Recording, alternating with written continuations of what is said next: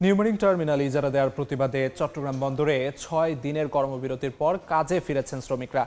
সকাল থেকে শ্রমিকরা কাজে যোগ দেওয়ায় বেড়েছে কর্মচাঞ্চল্য, পুরোদমে চলছে আমদানি রপ্তানি বাণিজ্য স্বাভাবিক করার চেষ্টা। এদিকে আন্দোলনের নামে ৬ দিন ধরে বন্দর অচল করে রাখা আন্দোলনকারীদের বিরুদ্ধে কঠোর অবস্থানে যাচ্ছে বন্দর কর্তৃপক্ষ।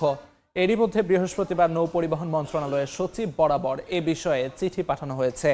এর আগে এনসিটি বিদেশি প্রতিষ্ঠানের কাছে ইজারা দেওয়ার সিদ্ধান্তের প্রতিবাদে ৩১ জানুয়ারি থেকে শ্রমিক আন্দোলন ও কর্মবিরতিতে অচল হয়ে পড়ে চট্টগ্রাম বন্দর, যেটিতে 10টি জাহাজ এবং বেসরকারি ডিপোতে আটকা পড়ে প্রায় ১৩,০০০ একক রফতানি পণ্যের কন্টেইনার।